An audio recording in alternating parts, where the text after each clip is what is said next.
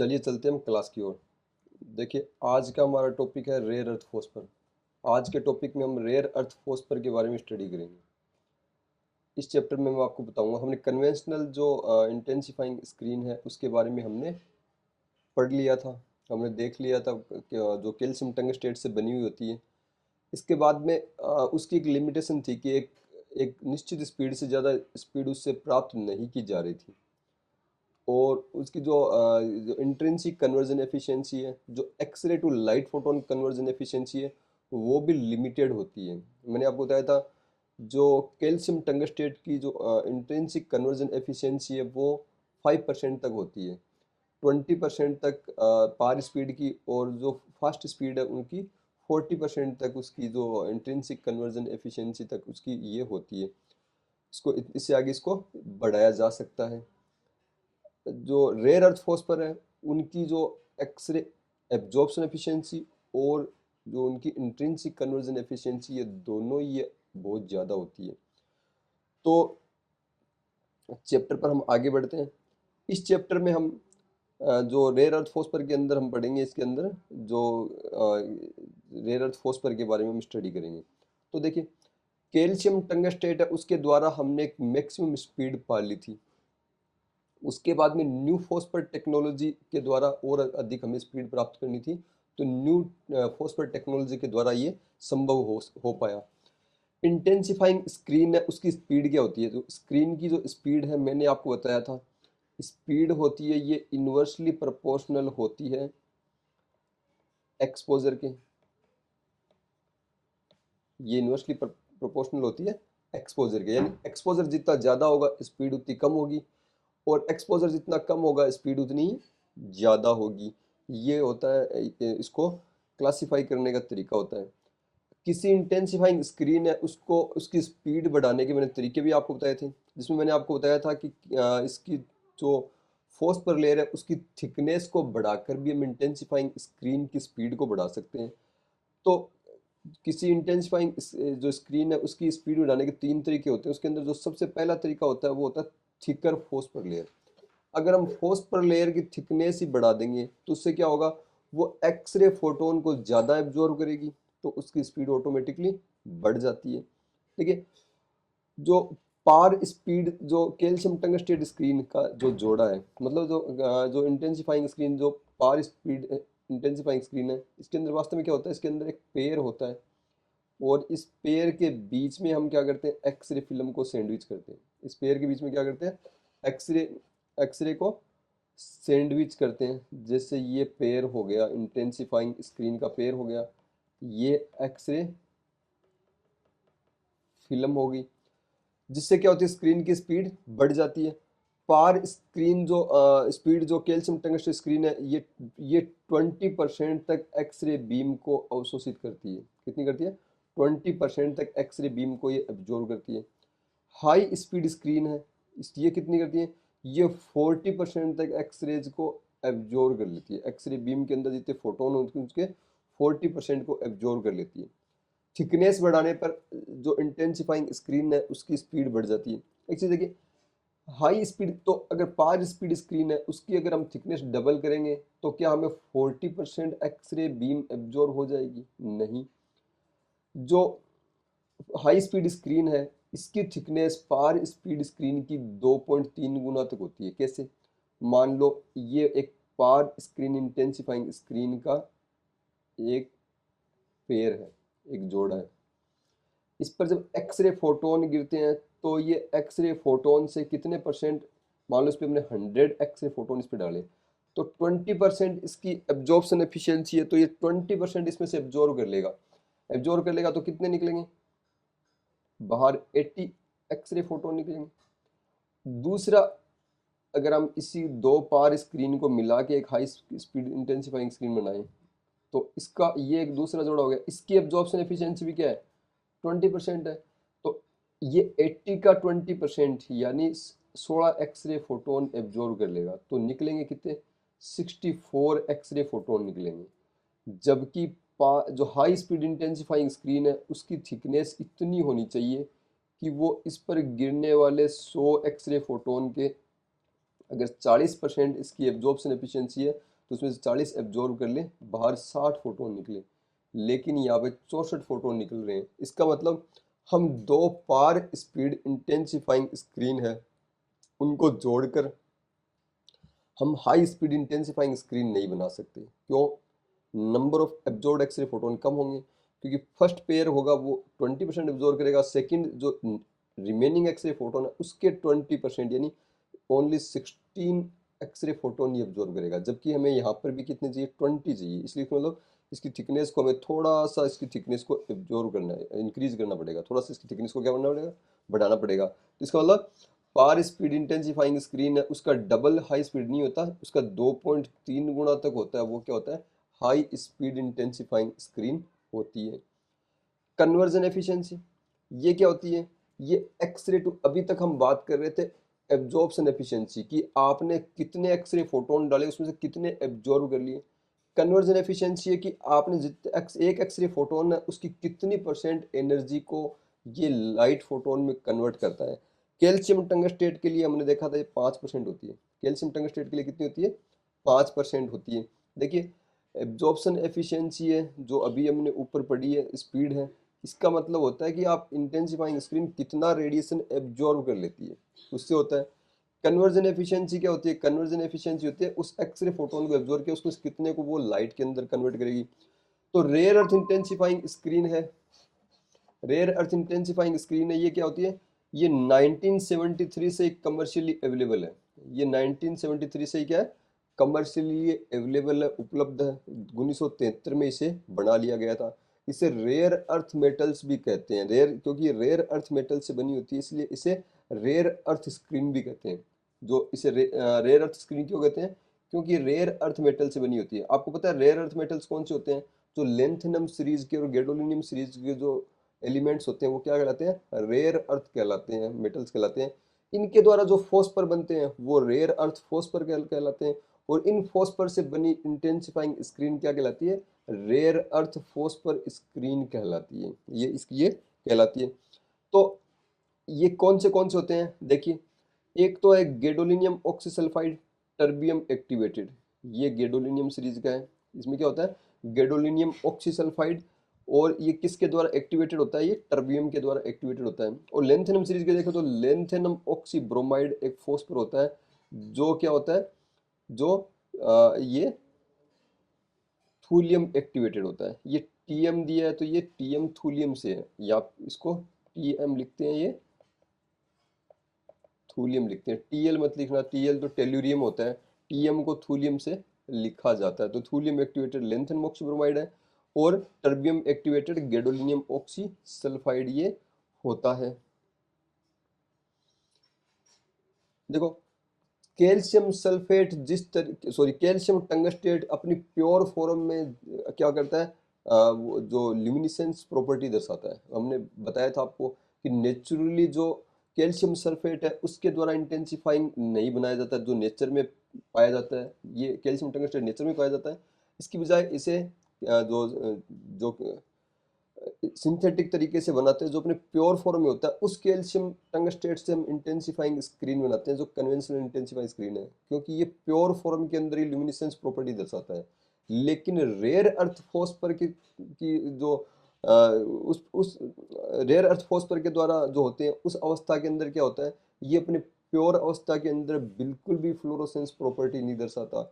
Rare earth phosphor के अंदर आपको कुछ ना कुछ मात्रा में अशुद्धि मिलानी पड़ेगी, कुछ ना कुछ मात्रा में क्या होती है? अशुद्धि मिलाई जाती है, जिसे हम क्या कहते हैं? जिसे हम एक्टिवेटर कहते हैं या डोपिंग कह देते हैं, या इसको एक्टिवेटर कह दो या इसको डोपिंग भी कह देते हैं। इसके लिए क्या करते हैं? जैसे गैडोलिनियम ऑक्सीसल्फाइड है, इस गैडोलिनियम ऑक्सीसल्फाइड के गैडोलिनियम का जो एलिमेंट है, इसके 0.3% यानी बहुत ही कम मात्रा, 1% से भी कम गैडोलिनियम एटम को हम क्या करते हैं? इसको टर्बियम से रिप्लेस कर देते हैं, इसको टर्बियम से क्या करते हैं? रिप्लेस कर देते हैं। इसीलिए हम इसे क्या लिखते हैं? गैडोलिनियम ऑक्सीसल्फाइड, और दो डॉट लगा के ये लगा के कॉलन लगा के हम क्या करते हैं? इसको टर्बियम लिख देते हैं, क्योंकि इसके कुछ गैडोलिनियम कंपाउंड एलिमेंट है, ये एलिमेंट किससे रिप्लेस हो रखे हैं? टर्बियम से रिप्लेस हो रखे हैं। अब ये फ्लोरोसेंस की प्रॉपर्टी दर्शाता है। अब ये क्या करता है? फ्लोरोसेंस प्रॉपर्टी शो करता है, दर्शाता है। ये ध्यान रखने की बात है। अगर आप गैडोलिनियम ऑक्सीसल्फाइड का अगर आप ये लेते हो Gd2O2s, अगर इसी को आप प्योर फॉर्म के अंदर लेते हो तो ये फ्लोरोसेंस प्रॉपर्टी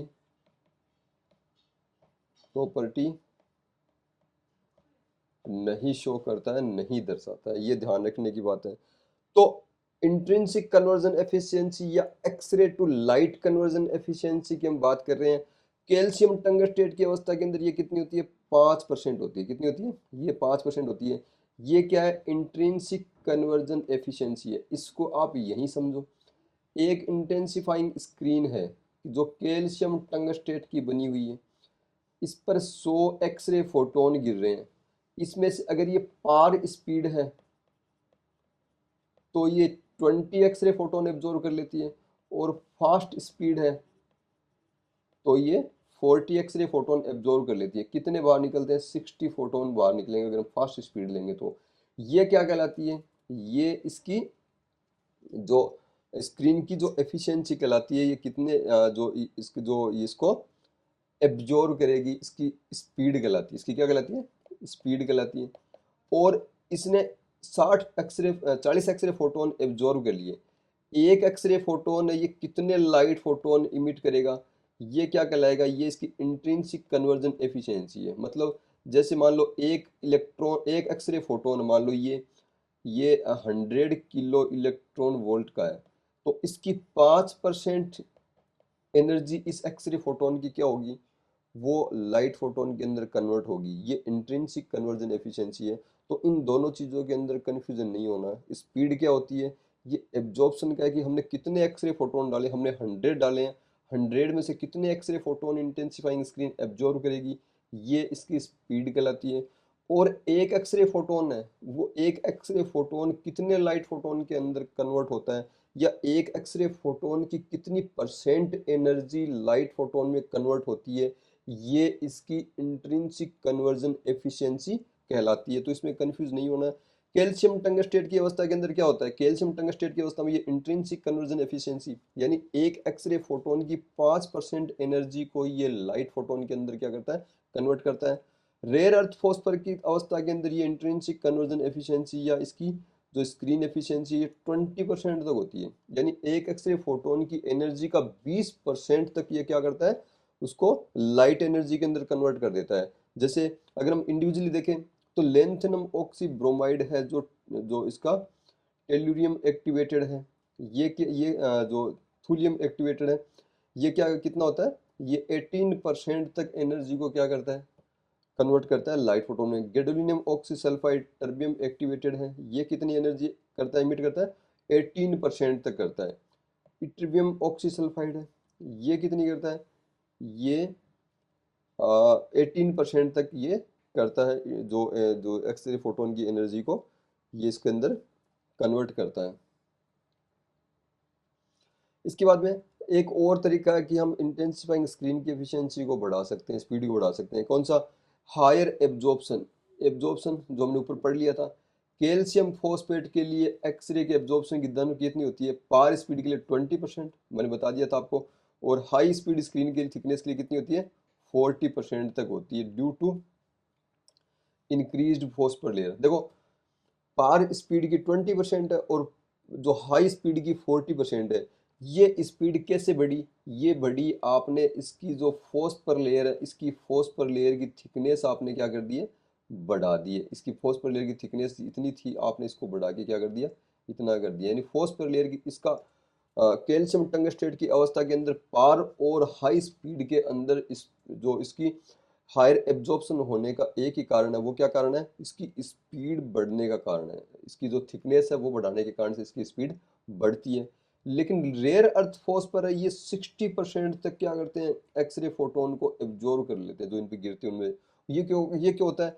ये इनकी एब्जॉर्प्शन करेक्टरिस्टिक्स में इंप्रूवमेंट के कारण से होता है। यानी कि इनको एक्सरे फोटोन को अवशोषित करने की जो क्षमता होती है, जो करेक्टरिस्टिक्स होता है, जो गुण होता है, वो ही क्या होता है? इम्प्रूव हो जाता है, बहुत अच्छा होता है इनके अंदर। इसलिए इसकी 60% होती है, न कि इसकी थिकनेस बढ़ाने के कारण होता है। तो ये भी एक इम्पोर्टेंट चीज़ है कि कैल्शियम टंगस्टेट की स्पीड को हमने बढ़ाने के लिए क्या किया था, इसकी थिकनेस बढ़ाई थी। एक निश्चित सीमा से ज़्यादा थिकनेस हम नहीं बढ़ा सकते, हमने फास्ट स्पीड बना ली, उसकी थिकनेस बढ़ा के। ज़्यादा आप थिकनेस बढ़ाओगे तो क्या होगा, उसकी इमेज क्लैरिटी सही नहीं आएगी। इमेज के अंदर क्या होगा, लाइट डिफ्यूजन के कारण उसके अंदर क्या होगा, लाइट डिफ्यूजन के कारण से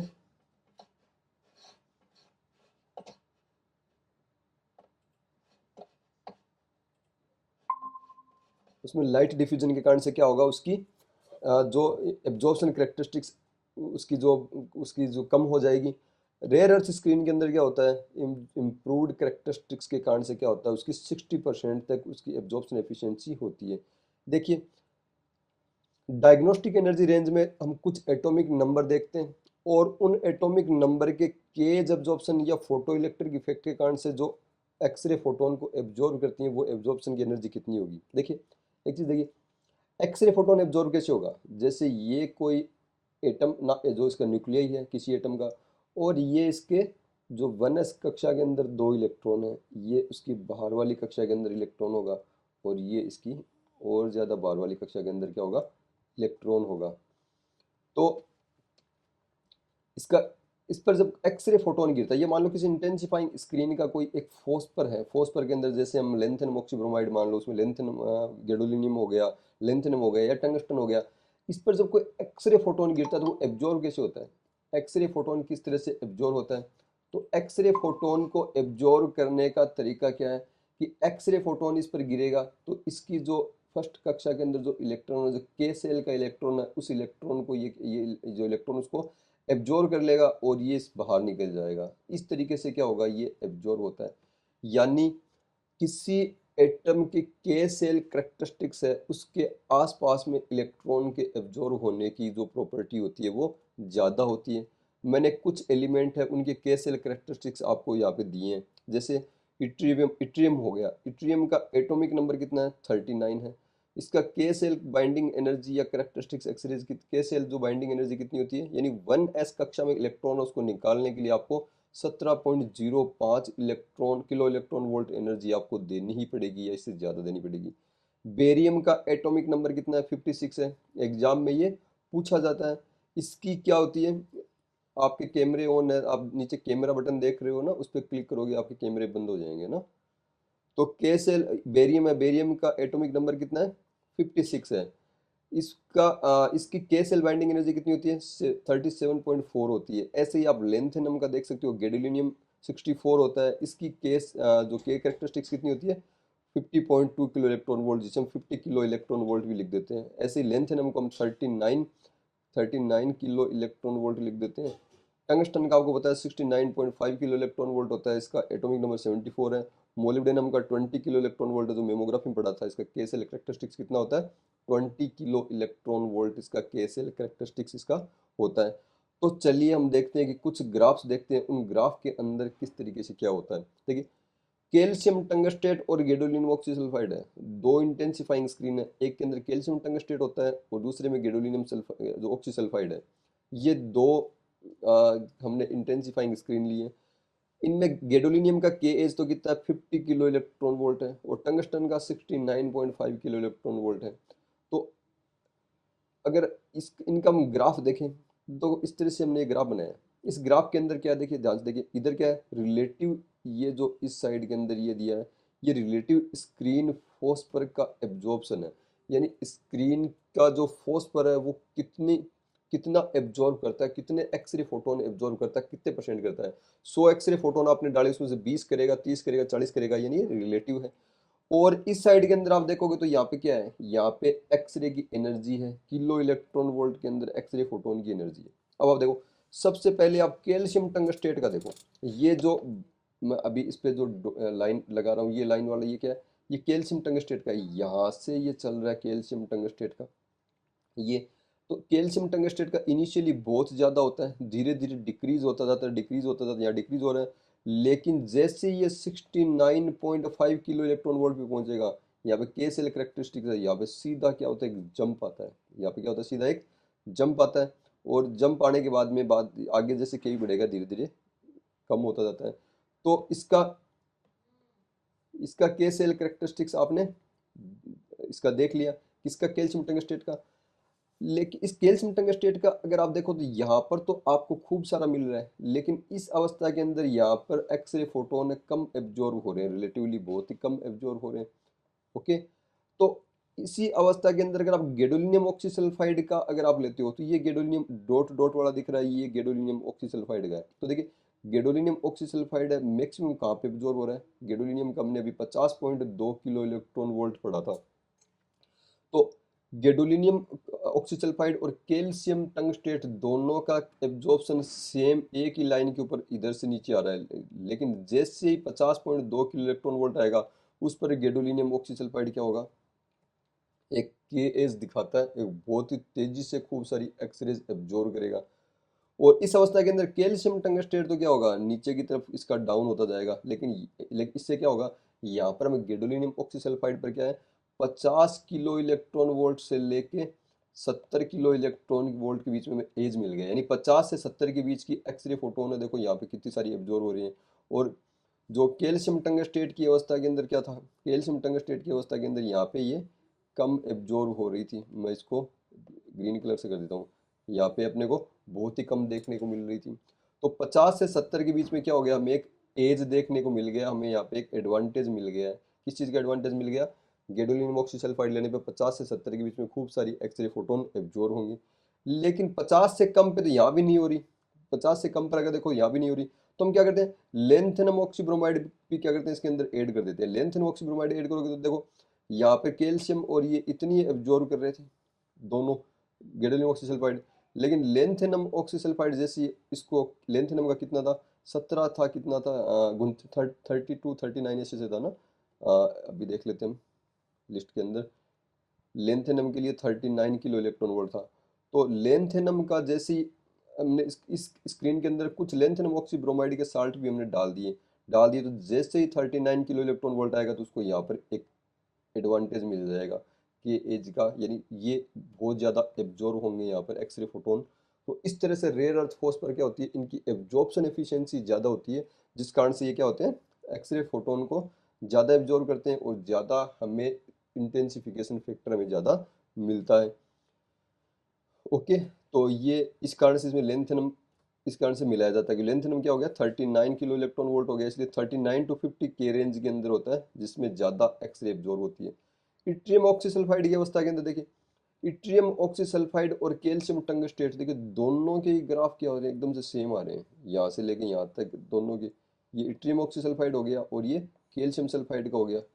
कैल्शियम कैल्शियम जो टंगस्टेट है, कैल्शियम टंगस्टेट के अंदर यहाँ पे आपको एक एडवांटेज मिलता है। इट्रियम ऑक्सीसल्फाइड के अंदर यहाँ पे आपको 17 केवी या 19 केवी के आसपास में यहाँ पे एक एडवांटेज मिलता है, दोनों का सेम होता है। तो दोनों का सेम होगा तो फिर रेयर अर्थ वाली इट्रियम ऑक्सीसल्फाइड हम क्यों लें जब दोनों का ही सेम आ रहा है? एकदम से एब्जॉर्प्शन एफिशिएंसी दोनों की सेम है। तो एब्जॉर्प्शन एफिशिएंसी दोनों की सेम है, मतलब अगर 100 एक्सरे फोटोन आपने इंटेंसिफाइंग स्क्रीन पर डाले कैल्शियम टंगस्टेट की, अगर ये 40 एब्जॉर्ब कर रहा है, 60 लिमिट हो रहे हैं, तो इट्रियम वाला भी क्या करेगा? इस पर 40 ही एब्जॉर्ब करेगा, 60 बाहर निकल रहे हैं। लेकिन X-ray to light conversion efficiency, उस पर गिरने वाले एक्सरे फोटोन से लाइट कितनी कन्वर्ट कर रहा है, ये इट्रियम ऑक्सीसल्फाइड की ज़्यादा होती है। और कितनी होती है? मैंने आपको ऊपर बताया था, कैल्शियम टंगस्टेट के एक एक्सरे फोटोन है, उसकी 5% एनर्जी को ही क्या करता है? लाइट फोटोन के अंदर कन्वर्ट करता है। लेकिन इट्रियम ऑक्सीसल्फाइड क्या करता है? ये 18% एक्सरे फोटोन की एनर्जी को क्या करता है? लाइट फोटोन में कन्वर्ट कर देता है। यानी इसकी जो एफिशिएंसी है वो किस कारण से होती है?